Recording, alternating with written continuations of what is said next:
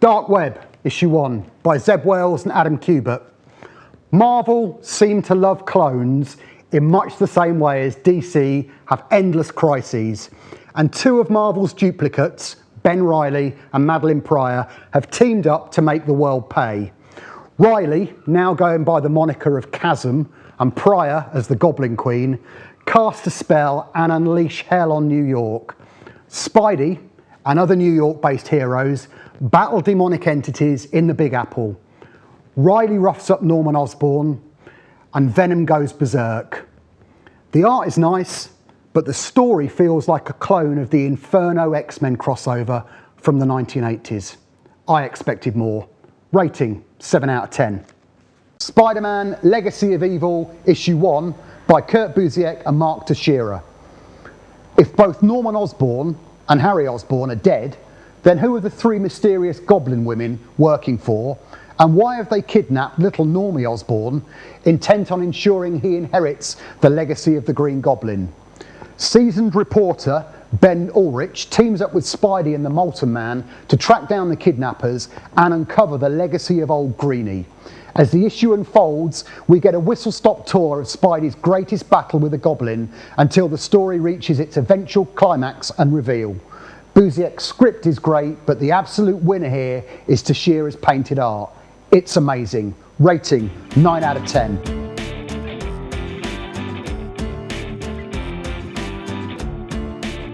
It would be the run of Amazing Spider-Man from around about 238, which was the first appearance of the Hobgoblin villain.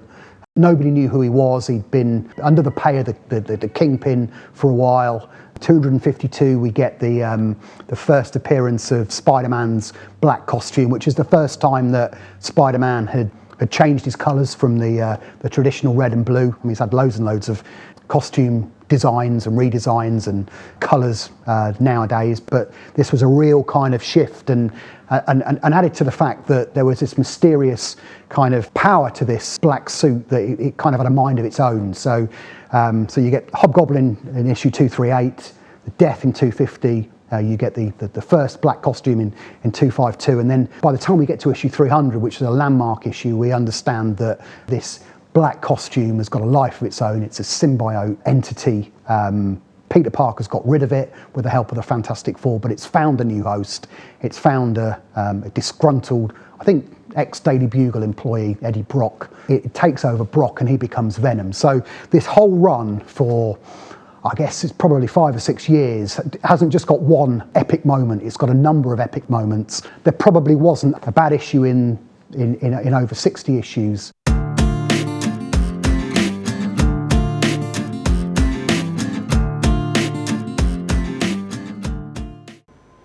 Iron Man issue 232 by David Michelini and Barry Windsor Smith.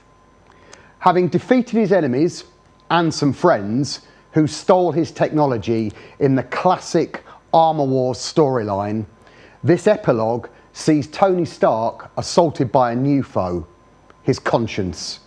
Stark's dream takes him to the darkest reaches of his mind, where all the hurt and anguish he's caused by being Iron Man is laid bare, and his whole reason for suiting up in the armour is questioned.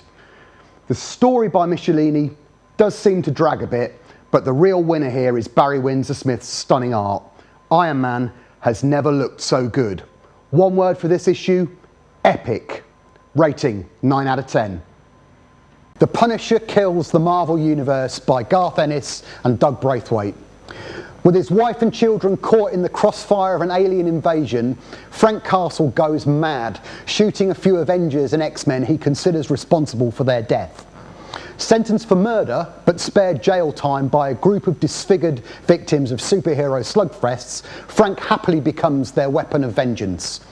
Cue the Punisher's rampage through the Marvel Universe as he offs heroes and villains alike in the most inventive and gruesome manner, racking up a huge 500 kill tally before his killing spree comes to a dramatic end. A brutal but highly entertaining one-shot. Rating, 8 out of 10. I run the Unreality store. We've got thousands of comics, vintage role-playing games, graphic novels, magazines, books, you name it, all online. Open 24 hours a day, 7 days a week, 365 days a year. Check it out.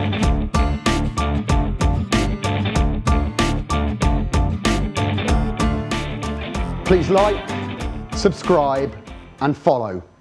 It really helps the channel out.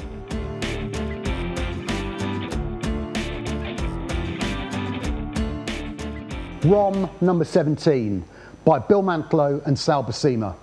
Cerebro notices a huge spike in New Mutant activity, so the X-Men set off to investigate.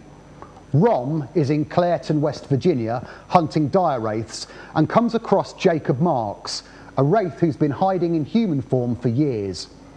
Turns out Marks spent so long as a human that he fell in love, got married and had a kid. And his human/wraith hybrid child is what sets Cerebro off. The X-Men turn up, think Rom's the baddie, and predictably fight. This was so wordy, it was practically a short story. I read it in 3 sittings. Rating, 7 out of 10. ROM issue 18 by Bill Mantlo and Sal Buscema. For readers who didn't get issue 17, there's a helpful 3-page recap. For those that did, ignore it. Hybrid, the dire wraith human hybrid, watches Rom fight the X-Men, but then decides to get involved and starts to turn on the X-Men. Kitty Pryde eventually gets hold of Rom's neutralizer gun and blasts Hybrid, killing him, but this creates a vortex sucking Rom into it. This was a fun 2-parter, the art by Sal Buscema was nice, and there was probably enough for it with X-Men readers to stick with Rom for a few more issues. Rating, 7 out of 10.